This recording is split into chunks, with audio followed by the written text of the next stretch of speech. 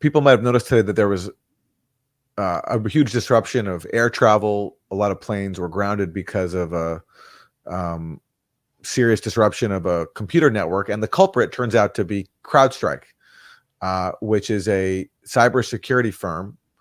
And if you watch the Grayzone, you'll recognize the name because Crowdstrike basically kicked off Russiagate 8 years ago in 2016, around this time when they accused Russia of hacking the DNC.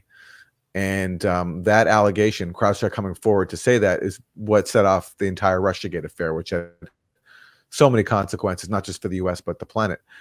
And Crowdstrike was working for the Clinton campaign, and they were working for the Clinton campaign at the same time as the Clinton campaign was framing Trump as a Russian asset, which naturally raised the question, was Crowdstrike also framing Russia as the culprit of stealing Democratic Party emails on behalf of the Clinton campaign?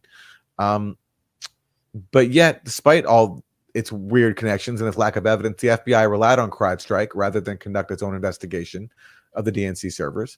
And then we found out years later that Crowdstrike had concealed evidence that actually they had no evidence of alleged Russian hacking. And so it's just amazing now that Crowdstrike, after being caught up in the scandal, rather than suffering from it, they've appeared to have really profited, because now they're a massive company. You see ads for them everywhere. And they're so powerful, so influential, that their mistakes have the capacity to like ground flights around the world and disrupt banking and all these other things. So it's just a weird new twist in the saga of Crowdstrike, and yet another product of Russiagate, that all-consuming scandal known as Russiagate, which just it continues to impact our lives. And we're one of the few people to call out Crowdstrike for the weird role and troubling role that it played, and to look at the actual evidence that was never there for the alleged Russian hacking claims. And I don't understand how Crowdstrike can go from being a cybersecurity firm, getting it so wrong, or at least being so suspiciously involved in the whole Russiagate thing, to now being so powerful that it can crash global financial systems and even air control systems. It's very strange. Here's a report on CrowdStrike's latest. Hi, Tom Connell here. We've got a huge unfolding story in Australia and right around the world, but we can't bring it to you in the normal way. Why? It's affecting us at Sky News, at Foxtel, many customers, many users, many businesses. What's happened is we believe a malware company called Crowdstrike has essentially gone down. If we have a look at our studio here, this is what it looks like on many computers right around the world. Now, technical operators call this the BSOD, the BSOD, the blue screen of death. People are loading, systems are crashing, they're loading again and again and again. It's on a loop. So many companies are unable to work right now, including Sky News. Now, it's affecting users in Australia. We're talking major banks, telcos, media companies, Sky News, obviously. ABC Radio was completely down last time we saw it as well. But it's right around the world. This is an international company. We can see here what it's doing as well to our screens. We've seen users in the US, in Europe, in Asia, New Zealand, right around the world this is happening. So this will be a massive story. There are offices everywhere that have just gone completely down, people unable to work. There'll be payment systems not working, and all sorts of issues, including for telcos. Remember that last outage for Optus and all the issues caused there? So this is massive. As I said, we believe the company is Crowdstrike. That's the belief at the moment. The last contact we had, by the way, with the Minister's office was that the belief was it was going to be Crowdstrike involved and they were working to fix their systems, but it's up to them to do it. So the stress on that is it's not a hack, if you like, where the government has to try to ward it off. It's a systems issue within Crowdstrike. So, yeah, Crowdstrike has been given a little bit too much influence over information technology. They help take us to war. They helped pave the path to war with Russia, and now they've created one of the biggest IT failures in recent times. And didn't Sean Henry, who is the president of CrowdStrike, testify before Congress under oath that he had no concrete evidence that the server of the DNC had been hacked by Russia? Correct. So CrowdStrike goes public in June 2016, says Russia hacked the DNC. Democrats who are paying CrowdStrike and managing its activities seize on that and basically blame Russia for the leak of Democratic Party emails put up by WikiLeaks that same summer. And then afterwards, Sean Henry, who's the head of CrowdStrike, when he comes before Congress under oath, he admits they actually had no evidence. And the public, rather than being told that at the time, only learns about that in May 2020.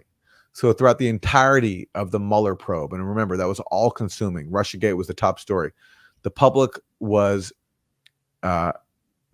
forbidden from learning that CrowdStrike, which triggered this entire Russiagate thing, had no evidence for the foundational allegation that set it off. And so it's extraordinary. And meanwhile, what else was happening, by the way? Nancy Pelosi, who's known for her stock purchases, like for making a lot of money off of stocks, even though she's one of the most powerful people in the country politically, she invested in CrowdStrike. Her and her husband invested in CrowdStrike. So they profited off of CrowdStrike, not just politically and using it to push their Trump-Russia scam, but even financially too. So they'll be fine from CrowdStrike's mistakes and sloppiness, including today's, but the rest of the world certainly is not. They never even had the server, the DNC server, and the FBI never demanded the server. And that's how I knew that they weren't going to ever be able to produce concrete evidence, because CrowdStrike never had the server. I mean, it just says DNC destroyed the server, right? I don't remember if they destroyed the server or not. They never gave it up. They never gave it up because, and I've written about this, they even misled Congress about their attempts to get the server. So Sean Henry and Michael Sussman was the lawyer working for Clinton who oversaw CrowdStrike. They testified that the FBI never asked for access to the server. It's not true, they did, but CrowdStrike and the Clinton campaign stonewalled them. And the FBI, rather than saying, give us the server, they backed down.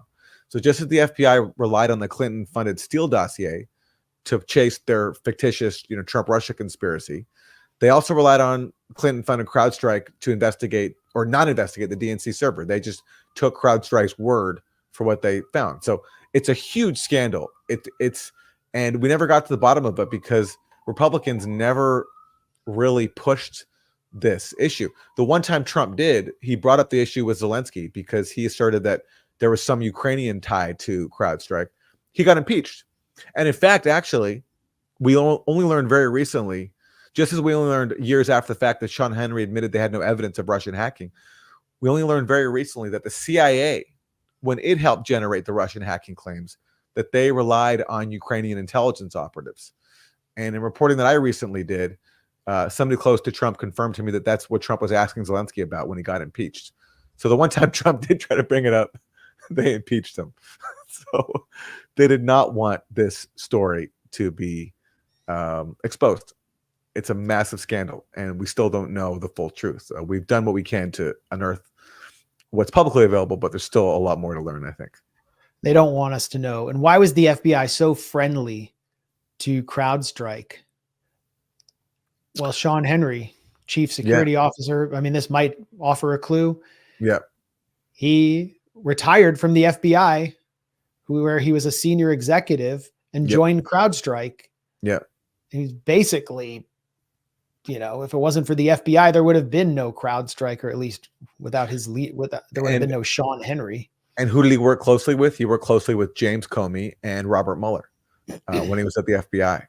So they, in turn, were happy to rely on him rather than conduct their own investigation because they were totally in cahoots. They were totally colluding in the Trump-Russia scam.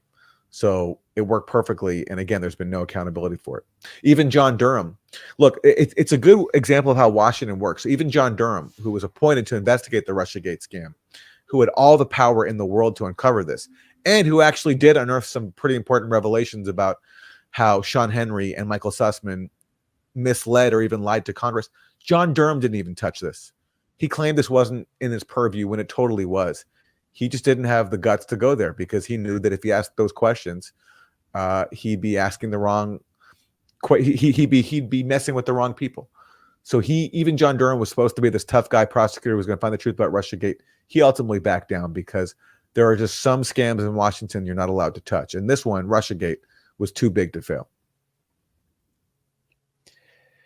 And so they've cost companies and commuters, the airline industry, probably millions and millions of dollars today with this gigantic flub. Their messaging has been terrible. This shady firm, Crowdstrike, in addition to helping spawn Russiagate, which paved the path for war with Russia. But at the same time, it feels like it's profitable for them. Of course, Crowdstrike is part of the tech industry that's gotten contracts thanks to conflict with Russia through the military industry. But there's also this fear, or I don't know if it's a fear, but expectation and anticipation, not just within the national security state, but within the corporate elite, of a kind of cyber pandemic, like the viral pandemic of COVID that was anticipated in such eerily accurate fashion months before, or right as COVID was beginning to spread, by Event 201, the Johns Hopkins U Gates-sponsored simulation, which featured participation by current Director of National Intelligence Avril Haines, as well as CDC directors and so on. There was a simulation a year later called Cyber Polygon at the World Economic Forum, which Whitney Webb has written a lot about it on Limited Hangout, that featured participation by CrowdStrike veterans. So I'm not saying that they have created a laboratory test run of a cyber pandemic. I can't prove that, but they're certainly studying it, and they're going to benefit from using this as a laboratory, even though they clearly created the problem and cost money and valuable time and inconvenience to so many people around the world. That's the way the sausage is made. You know, the one time they've been held to account was when they claimed that Russia was responsible for some malware in some Ukrainian military equipment. So basically they accused Russia of hacking the Ukrainian military, and that was shown to be a lie. And so they had to withdraw that allegation. That was even before Russiagate. And amazingly, in Russiagate, they claimed to have identified the same Russian malware inside the DNC. So even though they had to retract that claim previously when they made it in Ukraine, they were allowed to make it when it comes to Russiagate. And they've only grown since then. Their rise is really, really strange. I've never understood. Like, all of a sudden, a few years after Russiagate, I started seeing CrowdStrike ads everywhere. They were on TV all the time, like online. It was, I was like, why is this company growing when they were involved in such a big scandal when it comes to Russiagate? And I don't know. One possibility is that they were rewarded for a job well done, I mean, where are their contracts coming from? Yeah. They got, and it's all about publicity too. So they got the necessary publicity.